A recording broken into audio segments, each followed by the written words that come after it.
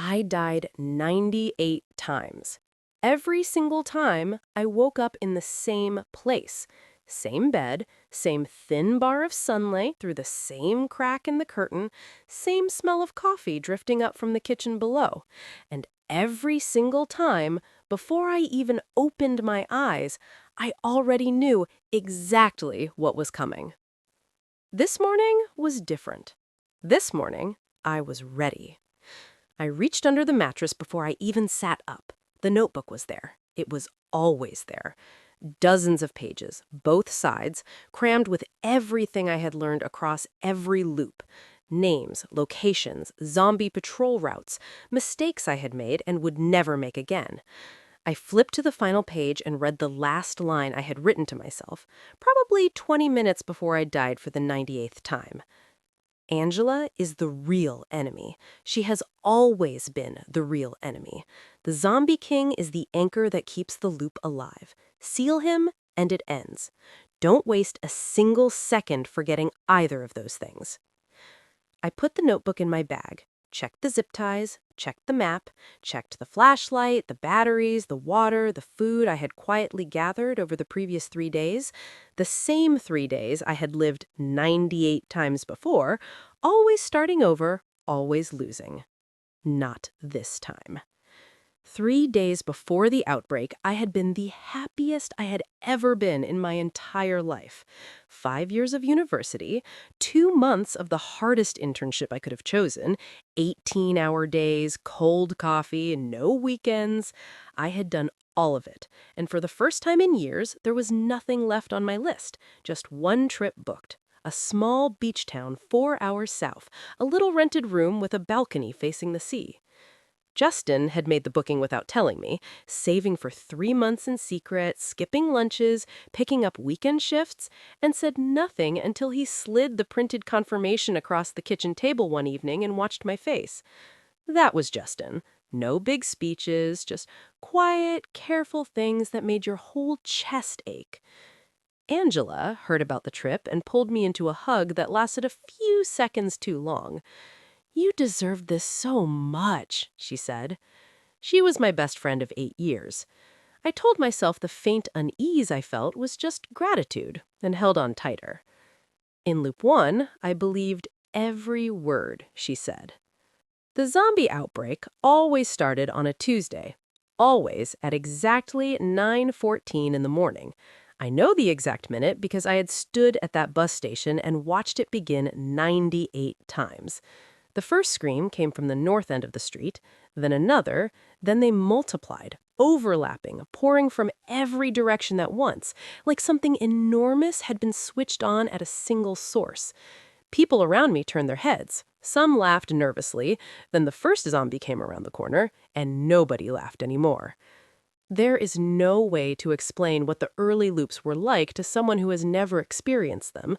The confusion, the terror, not understanding what you were seeing, not knowing where to run or who to trust or how fast the infection would spread. By the time I understood any of it, I was already dead. And then I woke up in that same bed, with that same sunlight and that same smell of coffee, and had to do it all over again. Every loop, I started a little smarter, and every loop, without fail, Angela found a way to make sure I didn't make it out. It took me 4 loops to understand she was doing it on purpose.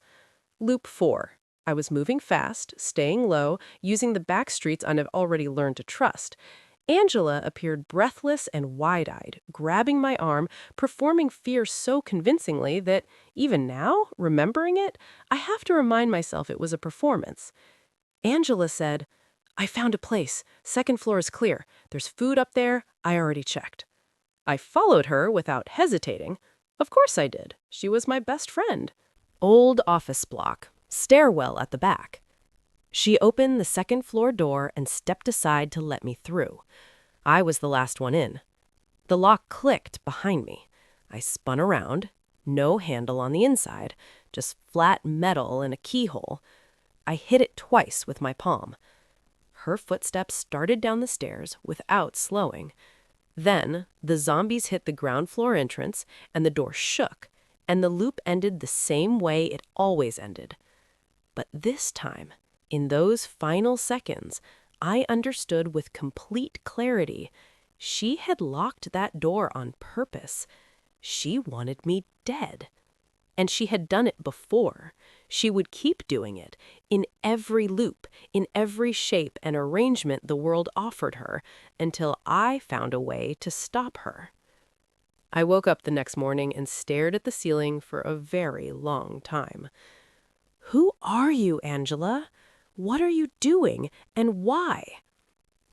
In Loop 9, I did what any rational person would do when the world collapsed around them. I went to the authorities. A police checkpoint had been established 2 blocks from the bus station. Officers in hazmat suits, rifles, a cordon of temporary barriers. I ran toward them with my hands raised, shouting that I knew what was coming, that I had survived it before, that I had information about the outbreak that could save lives. They did not believe me. They put me in a holding cell in the back of an armored vehicle and called in a trauma specialist. I told her everything, the loops, the zombie outbreak, the exact time it would begin, Angela's arrangement with whatever was controlling the zombies. She wrote things down carefully and nodded and looked at me with the precise expression of a professional deciding how best to manage a person in acute distress. The outbreak started at 9:14, exactly as I had told them it would. I watched through the small reinforced window as the checkpoint disintegrated, the barriers falling, the officers overwhelmed, the hazmat suits torn. I screamed until my throat gave out. No one came for the cell. My parents tried to reach me. I heard Justin's voice outside the vehicle at one point, shouting my name before the zombies found him. I heard my mother call out, once, from somewhere to the left. Then the zombie king came, and the loop ended, and I woke up with sunlight on my face and coffee in the air, and I understood something I had not understood before. The authorities were not going to save me. No one was coming. Whatever this was, it was mine to solve alone. I never went back to that checkpoint. By Loop 17, I knew the city the way you know a road you've driven 100 times, not by thinking, but by instinct. Safe buildings and dangerous ones, streets that flooded with zombies by afternoon, the back routes that stayed quiet until dark. I had stopped surviving by luck and started surviving by knowledge, and for the first time, I thought I might actually make it through. Justin and I had stayed together for 6 days, longer than any previous loop. We had food, we had a route, we had each other. That was my mistake. I got careful about everything except Angela. She found us on the evening of day 6, alone, thin, shaking, eyes red from what looked like days of crying. And some part of me, the soft old part that still remembered being her friend, felt something pulled toward her before I could stop it. Justin called her name before I could say anything. She came, she cried, she held my hands and said she had messed up and that she was so sorry. She didn't say what she was sorry for, just enough to sound like something real. On day 8, she found 20 minutes alone with Justin while I was running a supply route. I still don't know exactly what she said, but I know its effects. The careful distance that opened between us that evening, the way Justin started looking at me like someone had told him I was fragile, unstable, not quite to be trusted. She had planted something in his head and left it to grow in the dark, patient, precise, the same way she had always operated, even before any of this began. Day 10. An alley on the east side. Zombies closing from both ends. A fire door in the wall and maybe 3 seconds to act. I grabbed the door. I grabbed Justin's arm. Angela stepped between us. Her hand caught his other wrist and pulled back, just slightly, just enough. He stumbled. The gap closed. The zombies hit him from behind and he went down, and his voice lasted a few seconds through the door, and then it didn't. Angela pressed the door shut from the inside, leaning her full weight against it, and looked at me with wide, horrified eyes. "There was nothing we could do," she said. "There was nothing either of us could do, Jasmine." I looked at the hand that had pulled his wrist. I turned and walked upstairs alone and found a corner and sat down in it and waited. I didn't particularly want to survive the rest of that loop anyway. I woke the next morning different than I had been the day before. Something that had been soft in me was now solid. Not cold, not cruel, just done. Done being the version of Jasmine who looked away. Done being the version who gave third and fourth chances that were really just more opportunities for the same betrayal. Done being the person Angela had always counted on me being. Loop 23. A group of survivors, a retired teacher, a teenager with extraordinary instincts, a handful of others. We made it 11 days together before Angela found us and, within 2 evenings, had earned everyone's complete trust. On the third day, she quietly suggested a new supply route that led directly through the worst zombie cluster on the east side. 3 of us didn't make it back. The teacher was one of them. Angela cried beautifully, and I stood there watching her cry and understood something I hadn't fully grasped before. She didn't need to be near me to hurt me. She just needed to keep removing every safe thing from the world until nothing was left. Loop 31. I stopped running and went straight for the south building on day 1, a large, old storage facility near the edge of the city. Dark, avoided by every living person I had ever encountered. I had weapons, I had a plan. I got within 50 feet of the entrance. The cold hit me like a wall. Not weather cold, something deeper, the kind that gets into the spaces between your thoughts and sits there. Every zombie within sight turned at exactly the same moment, like something had spoken a word I couldn't hear. 30 of them, maybe more. I ran. That was the loop I understood I could not fight the Zombie King directly. Whatever he was not something I could force my way through. I needed something else entirely. It took me until loop 84 to find it. I should explain something about how the loops worked, because it matters for what comes later. The loop did not reset when I died, it reset when the Zombie King found me.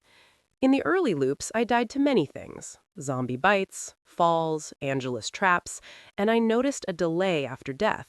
A stretch of darkness, like something still searching, like something that needed to complete its business before the clock could start over. He always found me, eventually, even when I was already gone. Hey, you're still here. If this story is resonating with you and you haven't subscribed yet, taking a second to do so really helps me keep creating stories like this. All right, let's get back to it. Later, much later, I would understand why. But at the time, I simply planned around it. What mattered practically was this. If I could seal the Zombie King permanently, I wouldn't just be stopping the outbreak. I would be removing the thing that was holding the loop open. I would be closing the door. Loop 84 was when I found out what Angela had done to my parents. By then, I had learned to stop confronting Angela directly. She was simply better at reading people than I was. Better at finding the right angle, the right pressure point, the right moment. I had spent years thinking of that skill as warmth. Now I understood it for what it was. A weapon she had been sharpening her whole life without me ever noticing. So, in Loop 84, I played the version of myself she expected. Frightened. Grateful. I let her lead. And at night, when she thought I was asleep, I kept my eyes open just enough. On the third night, she slipped out. I followed at a distance, moving through streets I knew by heart. She walked completely differently when she thought she was alone.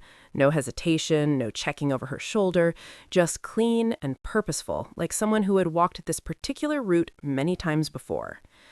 Then I noticed the zombies. They moved aside for her, not around an obstacle, for something they had been specifically instructed to recognize. Their posture shifted as she passed. A collective, almost deferential attention, like animals registering a scent from something at the top of the food chain. Whatever she was to the king, she had been it long enough that even what he controlled had learned her shape. She walked to the south building, carrying 2 heavy bags, 1 in each hand. She went inside. 18 minutes later, she came back out without them. I had pieced together the basic shape of it from fragments she let slip when she forgot herself. She had known the Zombie King before he became what he was. She had watched the change happen, whatever it was, however it happened, and instead of running, she had moved closer, made herself useful to something remaking itself into something vast and terrible, because proximity to him was the only thing she had ever wanted, even as what he was becoming should have made her flee. 2 loops later, I got close enough to see what she was carrying. Rooftop, flat on my stomach, not breathing. I looked down into the open top of the bag on her right side. My mother's face looked up at me. She had sat at my mother's kitchen table.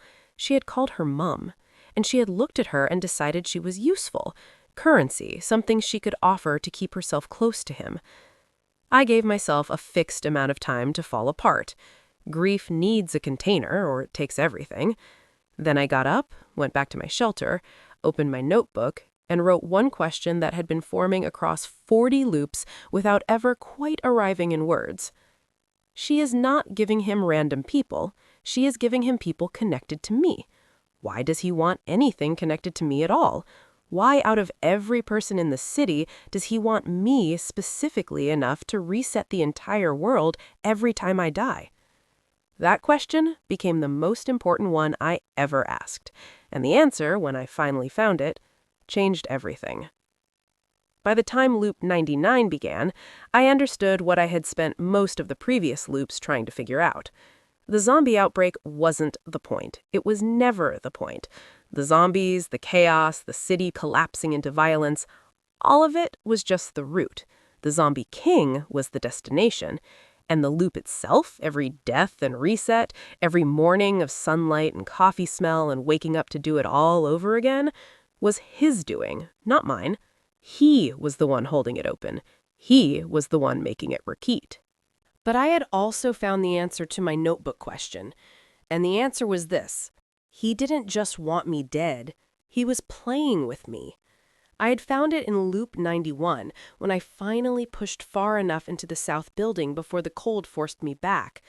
Scattered across the floor in that dark chamber were things I recognized, objects from my life, photographs, fragments of a history that had nothing to do with zombies or outbreaks or Angela. He had been collecting me, piece by piece, the way something collects a specimen it finds interesting. The zombie virus was not from this world. It had not evolved here, had not spread here by accident.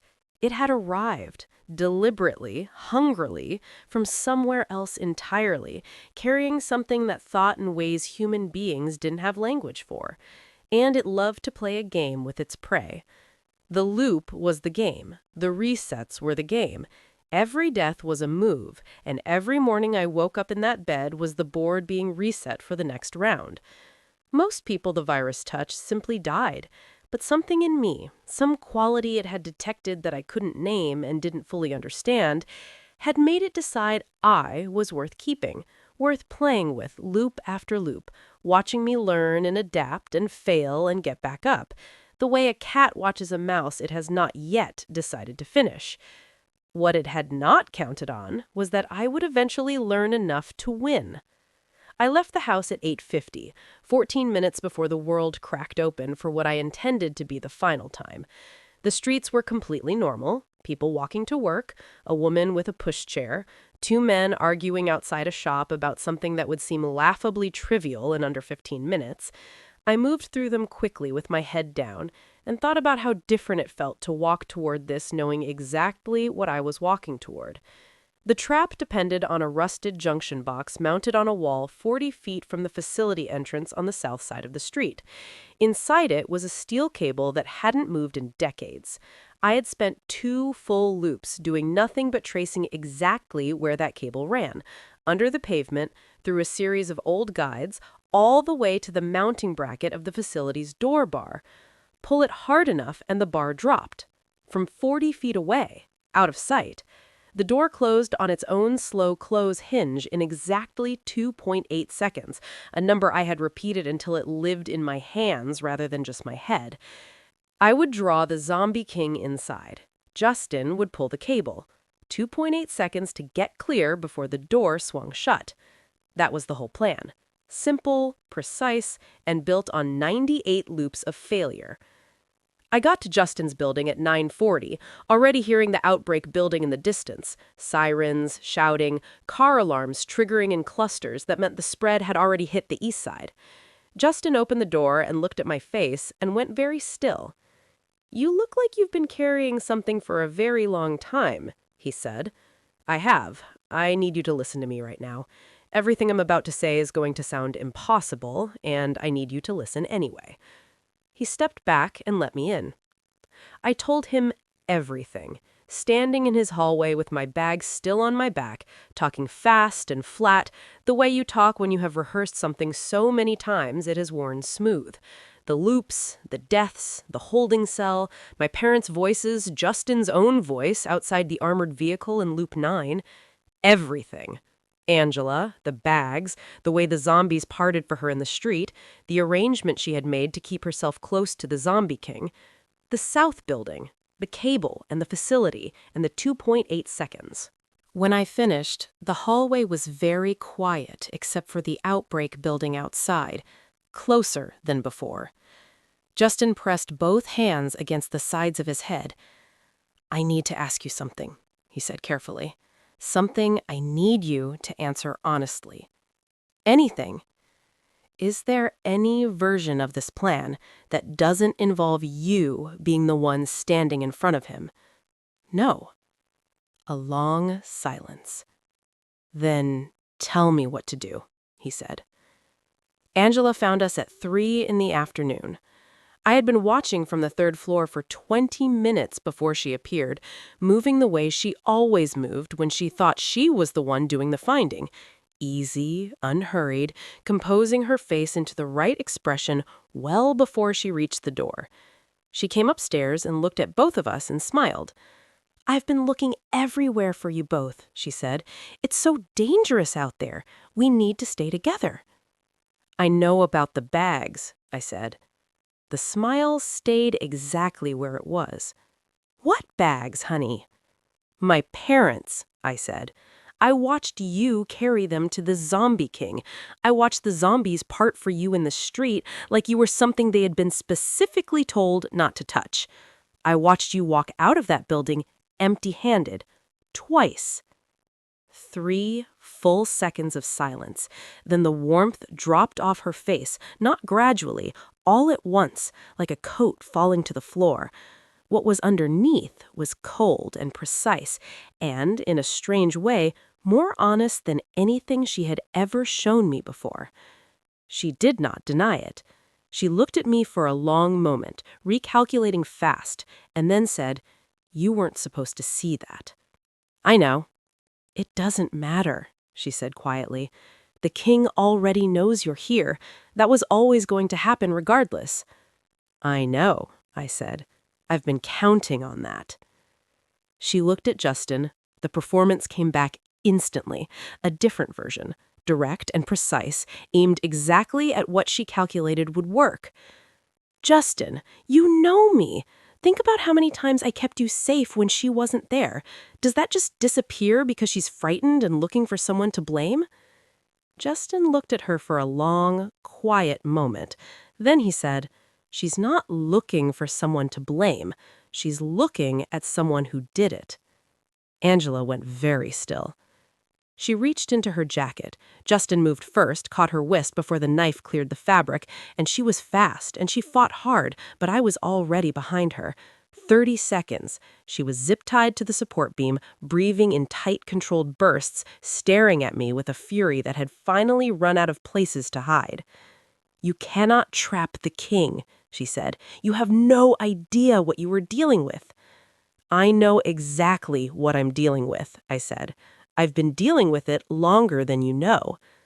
I picked up my bag, but before I walked out, I stopped. There was one thing I had needed to say. Across so many loops, it had become a weight I carried everywhere. In 98 times standing in front of him, he never once paused, never hesitated, never showed a single sign there was anything in the city he was protecting. Not a person, not a name. I held her gaze. Did he ever actually look at you, Angela? When you walked in there with those bags, when you gave him everything you had, did he ever once actually look at you? The silence lasted 4 full seconds. He tolerated me, she said. The way she said it, quietly, with the particular minimizing language of someone who has spent years translating silence into something it never was, told me everything I had never been able to confirm until this moment. She had always known. All of it. She had known he didn't love her, known he barely registered her existence, and she had kept going anyway, feeding him and protecting him and dismantling every other relationship she had, because the alternative was accepting that she had never mattered to him at all. I walked out and did not look back. I was afraid. I want to say that plainly because I think it would be easy to hear a story like this and assume that after enough repetitions, the fear eventually goes away.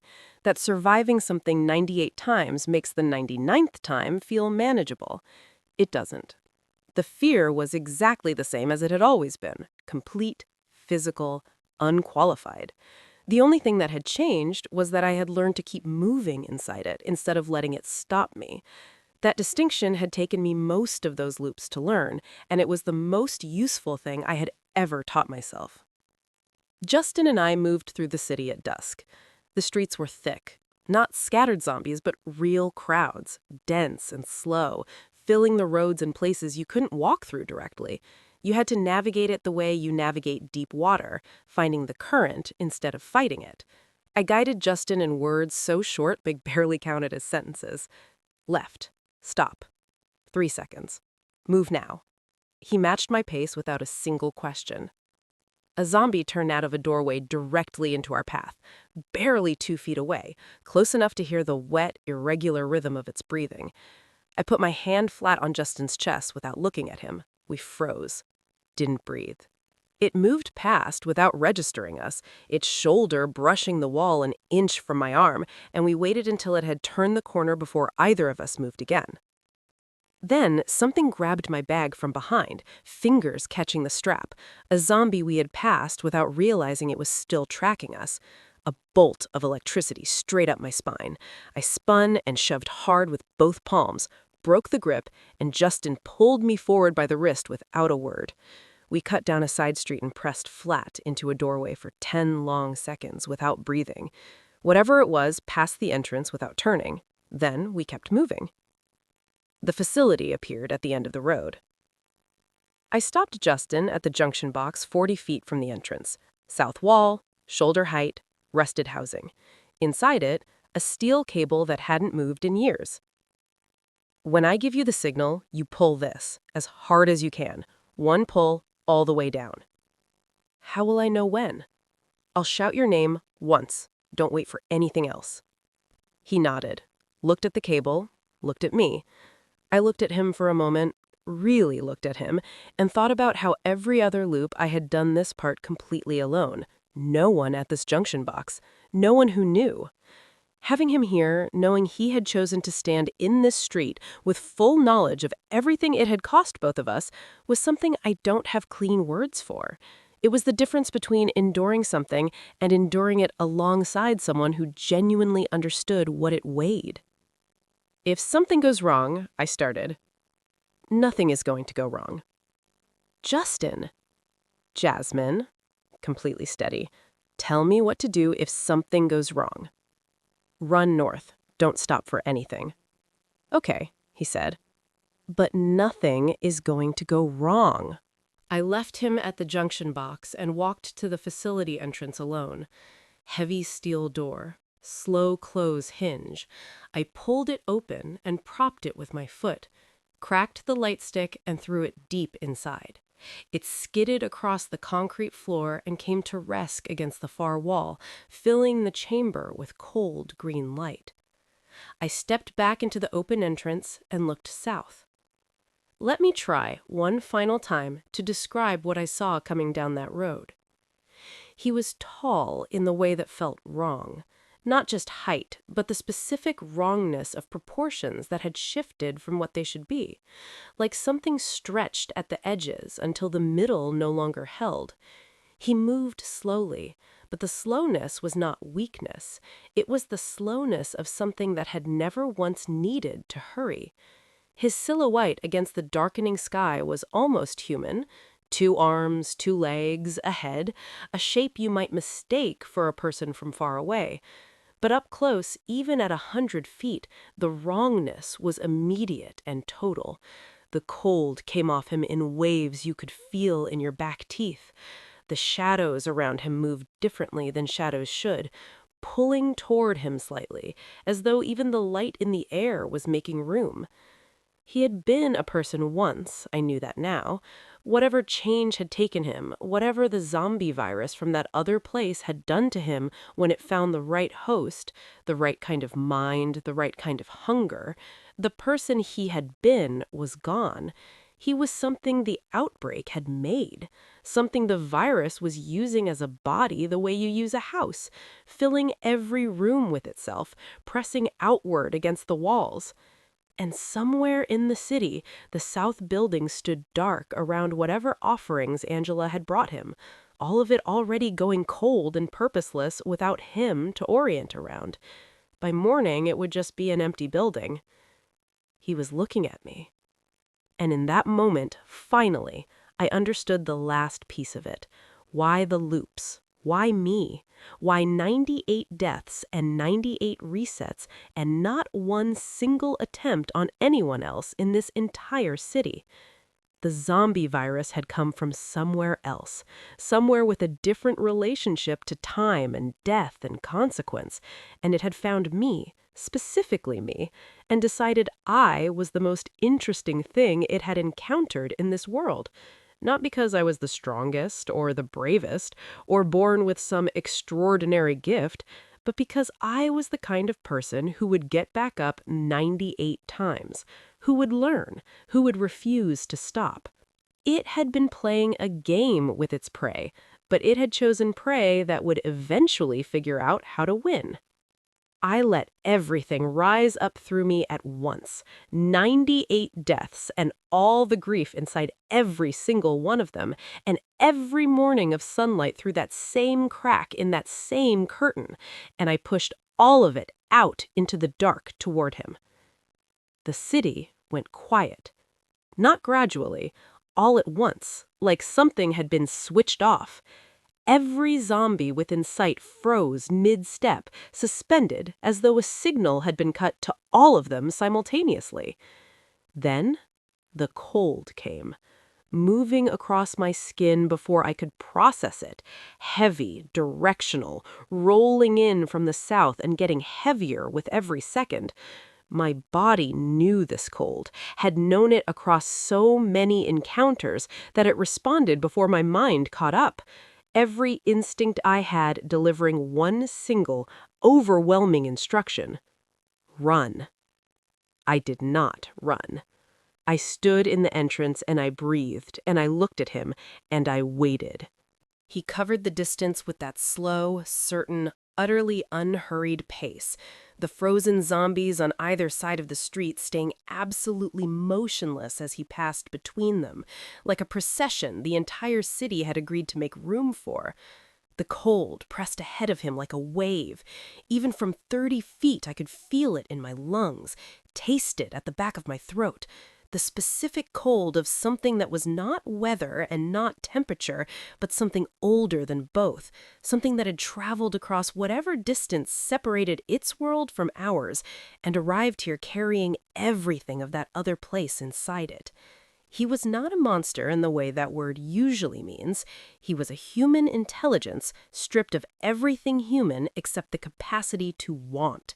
And what he wanted had narrowed to something so specific and relentless that it felt less like a personality and more like gravity, inevitable, constant, always pulling in the same direction. He reached the entrance and stopped. He looked at the green light inside the chamber, then at me, then back at the light. Not rushing, not reacting, just processing with a patience that was more frightening than any speed could have been. He stepped inside.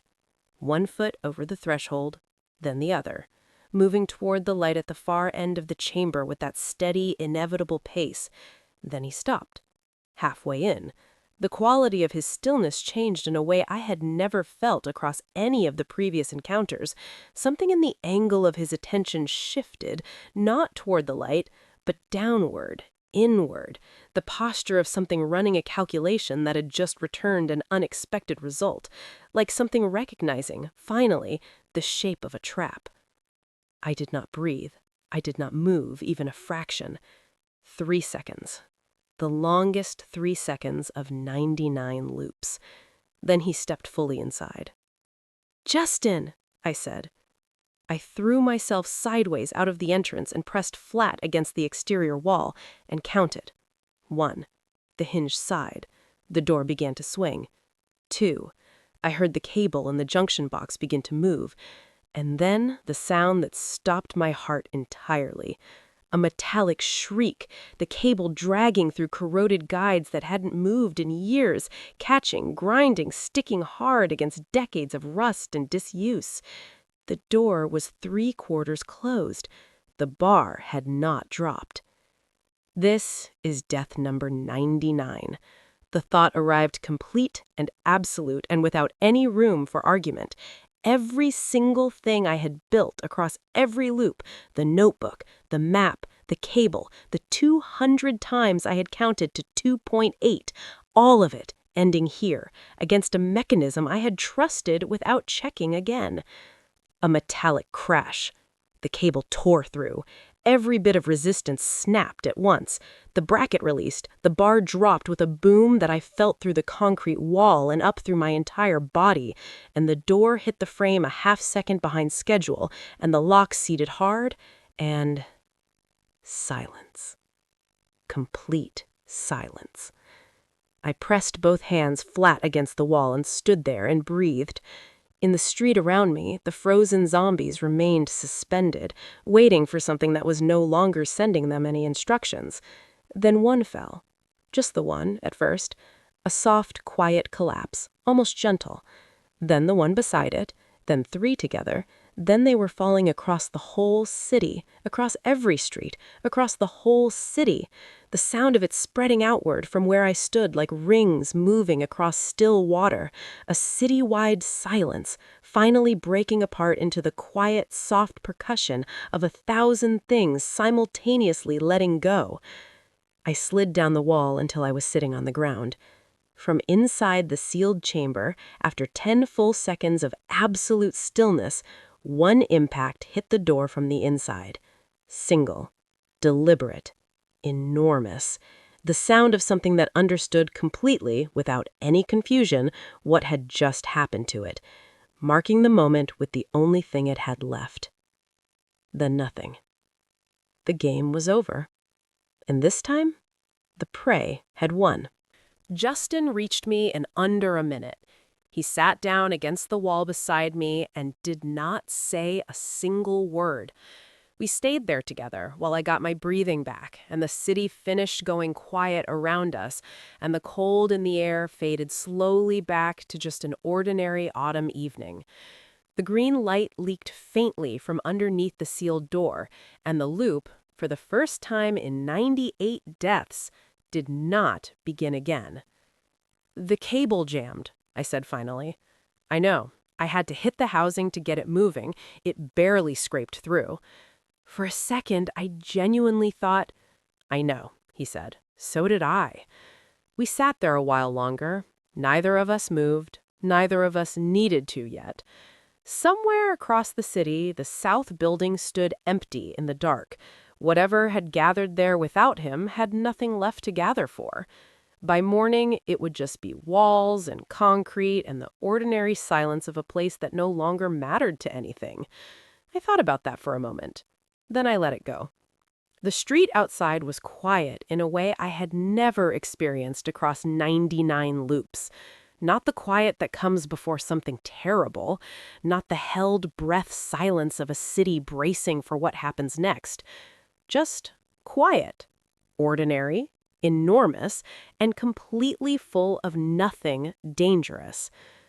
I stood on the pavement and looked up. Stars. More of them than you ever stop to notice when you are busy trying to survive from 1 hour to the next. I had stopped looking at them somewhere around loop 40 and forgotten completely that they looked like this, like something that had been patiently waiting, just waiting for me to stop running long enough to see them again. Justin stood beside me. We didn't say anything for a while. There was too much, and most of it had no words, and we had both earned the right to stand inside that silence without filling it. "What do we do now?" he said eventually. I thought about the beach town, the small room, the balcony facing the sea, the booking he had made 3 months ago without telling me. 3 months of skipped lunches and extra shifts, and a printed confirmation slid quietly across a kitchen table while he watched my face. "There's a beach," I said, "4 hours south. You booked it." A pause. Then, quietly, "I kept the receipt." It came from somewhere deep and completely untouched, the laugh. Genuine and surprised and louder than I meant it to be. And once it started, I couldn't stop it. And Justin looked at me, and then he was laughing too. And we stood there on that silent street, surrounded by fallen zombies, and laughed like two people who had just set down something so impossibly heavy that they had completely forgotten what it felt like to have empty hands. When it finally passed, we were both breathing hard, and the stars were still there, and nothing was coming. We started walking. Not fast, not low, not calculating the next decision or listening for sounds that meant we needed to move. Just walking, side by side, through a city that had finally, after 99 attempts and 98 deaths, and more loss than I have the words to fully describe, gone still. The beach was 4 hours south. The room had a balcony. The sea did not know anything about loops or notebooks or the specific weight of waking up 99 times in the same bed and choosing every single morning to get back up and go back out into it. For the first time since all of this began, I was not walking towards something dangerous. I was just walking. And this time, I was not coming back. The end. If you enjoyed this story, let me know your thoughts in the comments. I read every single one. Don't forget to like the video, share it with someone who loves dark fantasy, and subscribe for more zombie, horror, and revenge stories. I'll see you in the next nightmare.